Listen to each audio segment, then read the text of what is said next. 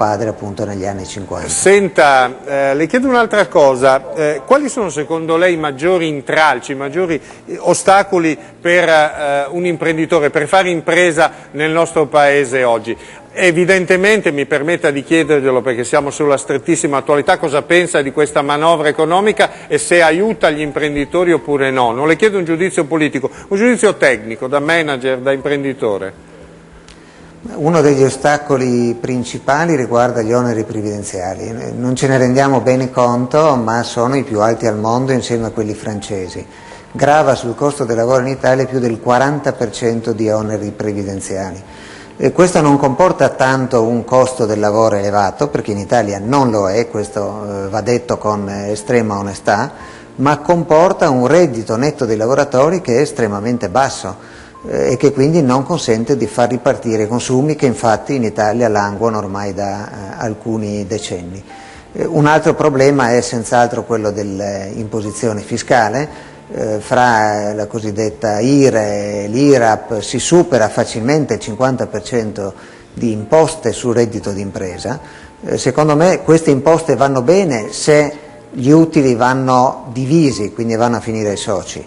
Se rimangono nell'impresa sarebbe meglio che venissero tenute più basse, per il semplice motivo che in questo caso vengono reinvestiti quegli utili e vengono reinvestiti per creare sviluppo, innovazione, crescita e quindi anche aumento dell'occupazione. C'è indubbiamente anche il problema della burocrazia, però questo secondo me è stato un po' mitizzato. Da un lato è stato fatto molto, anche recentemente, per automatizzare, per informatizzare le varie procedure. Oggi un'impresa si apre presso il notaio, il quale già chiede la partita IVA online e la consegna un attimo dopo all'impresa o al suo amministratore non appena costituita. Ciò nonostante noi abbiamo in Italia, le aveva contate Franco Bassanini qualche anno fa, quando era ministro della funzione pubblica, qualcosa come 36.000 leggi. In Francia o in Germania, per fare dei paragoni, ce n'è circa 5.000, 6.000. Ecco. E questo comporta una difficoltà in termini burocratici.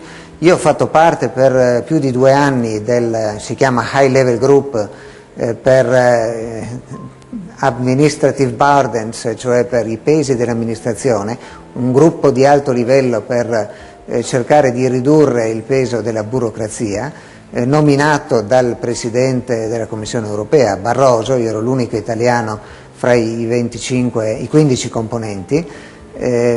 Ho cercato in più occasioni di ottenere da parte delle associazioni, degli imprenditori, ma anche dei sindacati italiani, dei suggerimenti su quali norme europee potevano essere cambiate o addirittura abrogate per ridurre la burocrazia.